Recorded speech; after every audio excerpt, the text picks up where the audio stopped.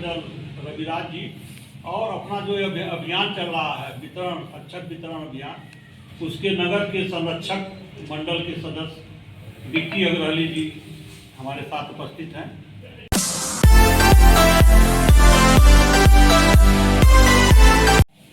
आप लोगों के साथ पत्रकार वार्ता में मैं अपने जिला मंत्री विपिन श्रीवास्तव, जिला उपाध्यक्ष विनीत सिंह और जिला संयोजक बजरंग दल रविराज जी और अपना जो अभियान चल रहा है वितरण अक्षत वितरण अभियान, उसके नगर के संरक्षक मंडल के सदस्य विक्की अग्रवाली जी हमारे साथ उपस्थित हैं।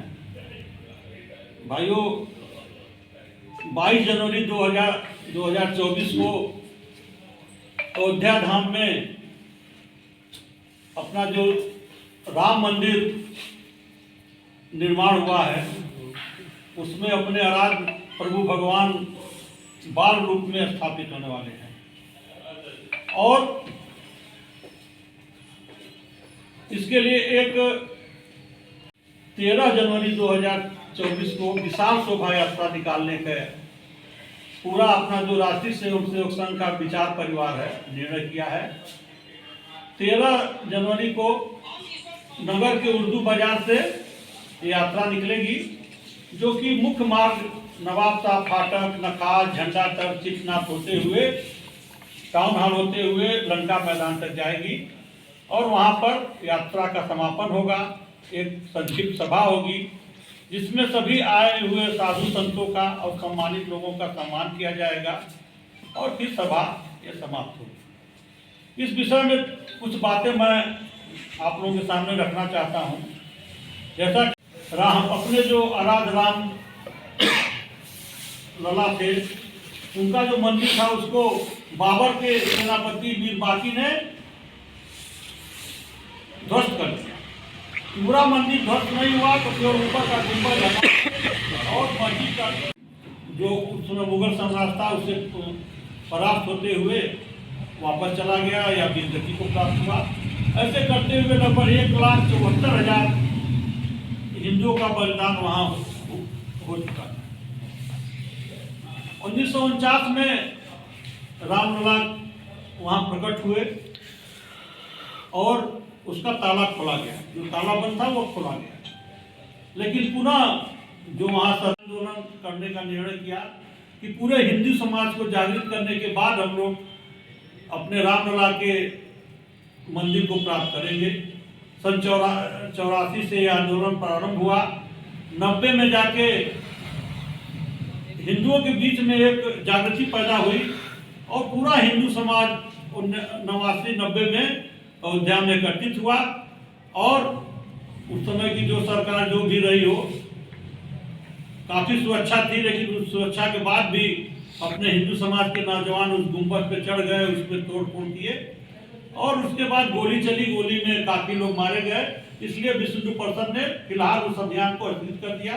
लेकिन पुनः अपनी विचारधारा की सरकार 92 में आई और 6 दिसंबर 1992 को वो जो भारत के ऊपर मैं उसको कलंकी कहता हूँ, उसको हिंदू समाज ने जमीन ध्वस्त कर दिया, कहीं का पता नहीं चला और रामलला जो मूर्ति थी उस समय उसको लेके एक टेंट में रखा गया।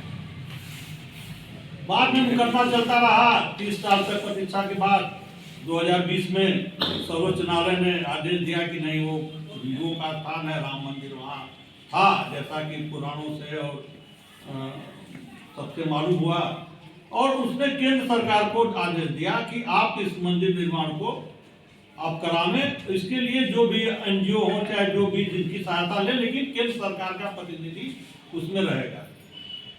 तो केंद्र सरकार में चूंकि अपनी सरकार थी, अपनी सरकार में हिंदू के पक्ष वाली सरकार थी, उन्होंने योजना बनाई जिसमें विश्व हिंदू परिषद और तमाम और लोगों के लोग थे, उनको उसमें रखा गया और मंदिर निर्माण शुरू हुआ। और बताने में मुझे खुशी हो रही है कि जब आप लोगों को पता होगा निधि समर्पण अभियान चला था 2 साल पहले, तो हम लोग की योजना थी या जो भी उसमें कमेटी की योजना थी कि 1,000 करोड़ रुपया हम लोग को इकट्ठा करना है। लेकिन उससे 5 गुना 5,000 करोड़ रुपया हिंदू समाज द्वारा आया और उस पैसे से फिर निर्माण कार्य शुरू हो गया और आज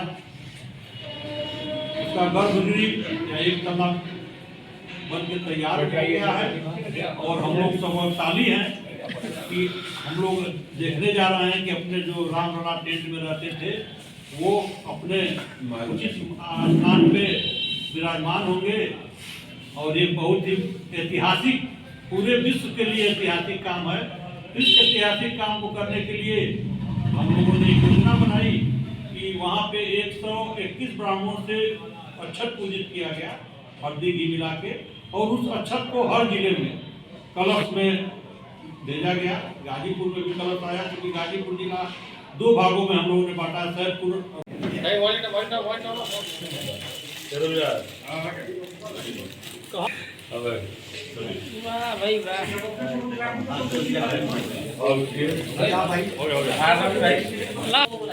विनोद बाबा हो। अरे यार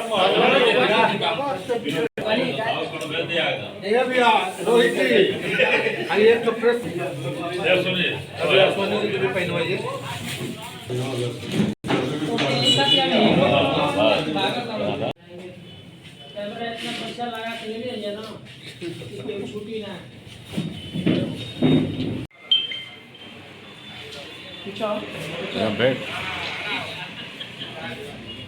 35 कुंटल अक्षत, लेकिन ऊपर से जो अपना ट्रस्ट सीधे कहा था कि 1 नया पैसा आप समाज से नहीं लेना है और जो भी अक्षत आएगा उसका पैसा वहां से पेमेंट होगा, जो भाड़ा भी होगा, घी अक्षत सब पैसा वहीं से आएगा। कोई पैसा समाज से हम लोगों ने उसके लिए नहीं लिया और जो भी हम लोग खरीदे उसका बिल बाउचर भेजे, वहां से पैसा आया, उसी जो समाज से लिया गया था उसी से पैसा मिला है।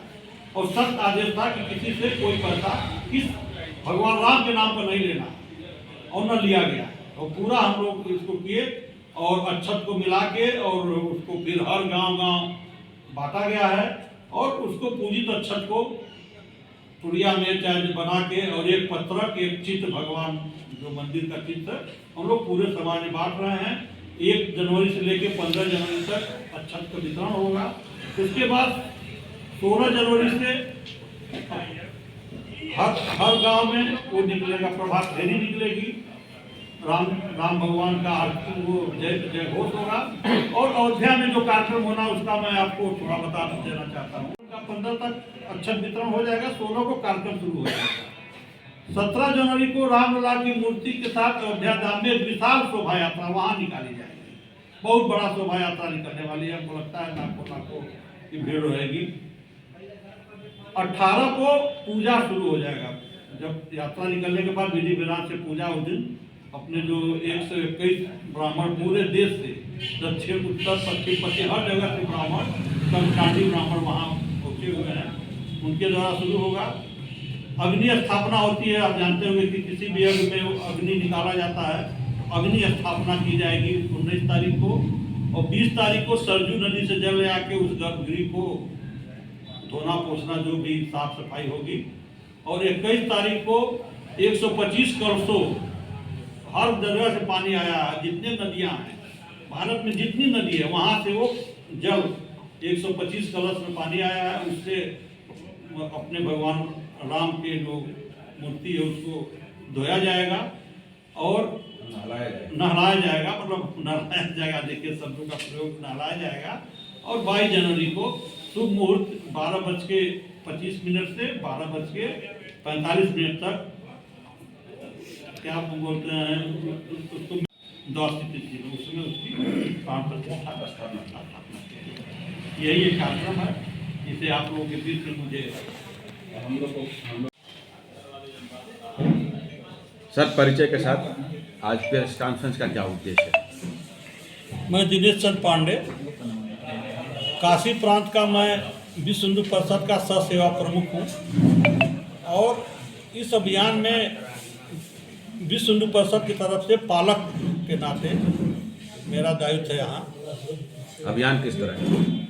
ये अभियान 22 जनवरी 2024 को जो अपने आराध्य भगवान राम का प्राण प्रतिष्ठा होना है, उसी के निमित्त हम लोगों का ये अभियान चल रहा है।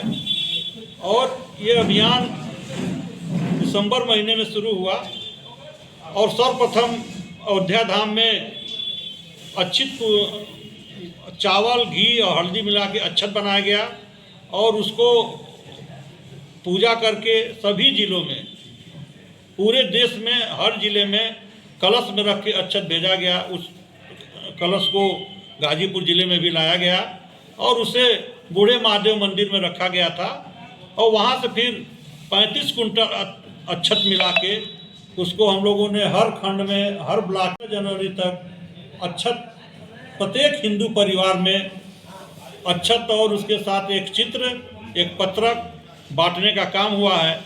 जैसा कि आप लोग जानते हैं कि पुराने ज़माने में जब कार्ड नहीं था तो अच्छत द्वारा ही निमंत्रण दिया जाता था। इसीलिए उसी परंपरा को निभाते हुए विश्व हिंदू परिषद और अपना विचार परिवार राष्ट्रीय स्वयंसेवक संघ का यह निर्णय किया कि हम लोग अच्छत के रूप में ही पूरे हिंदू समाज को निमंत्रित करेंगे कि अयोध्या धाम में होने वाले जो रामलला का प्राण प्रतिष्ठा है उसको अयोध्या में न जाकर अपने गांव में जो प्रमुख मंदिर हो वहाँ इकट्ठे हों, वहाँ पे LED लगा के, TV लगा के, जैसे भी हो पूरा हिंदू समाज अपने गांव में ही उसको देखे। 11 बजे से लेके 1 बजे तक वो कार्यक्रम होना है। 22 तारीख को 1 घंटा 11 से 12 बजे तक भजन कीर्तन होगा, भगवान राम का सुंदरकांड, हनुमान चालीसा जो भी करना होंगे। और 12 बजे से लेके 12:15 बजे तक कोई भी व्यक्ति जो राम मंदिर आंदोलन से जुड़ा होगा वो उस विषय को रखेगा, उस बात को बताएगा। और 12:20 से लेके 12:45 तक जबकि वहाँ प्राण प्रतिष्ठा कार्यक्रम होगा उसको ऑनलाइन दिखाया जाएगा हर मंदिरों में।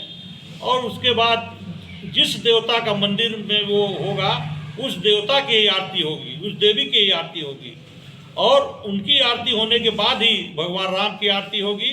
फिर जो भी भोग प्रसाद वहाँ होगा उसको दिया जाएगा। इसके लिए कल किस तरह के कार्यक्रम होंगे आप लोग? उसके लिए 22 तारीख को जो होना है तो अभियान हम लोगों ने लिया है। पूरे देश में शोभा यात्रा निकल रही है और गांव-गांव में शोभा यात्रा निकल चुकी है गाजीपुर में, लेकिन एक सबसे बड़ा शोभा यात्रा गाजीपुर नगर में निकाला जाएगा जिसमें पूरे ज़िले से लोग आएंगे। और ये शोभा यात्रा उर्दू बाज़ार से लेके और मुख्य मार्ग होते हुए टाउन हॉल, नखास, मिश्र बाज़ार होते हुए लंका मैदान में जाएगी। वहाँ सभा होगा और सभा के बाद वहाँ जितने भी साधु संत उस यात्रा में रहेंगे उनको सम्मानित किया जाएगा। योजना हम लोग की है कि करीब 30 से 40 हज़ार लोगों की शोभा यात्रा निकले। भगवान राम प्रभु चाहेंगे तो हम लोग की योजना सफल होगी।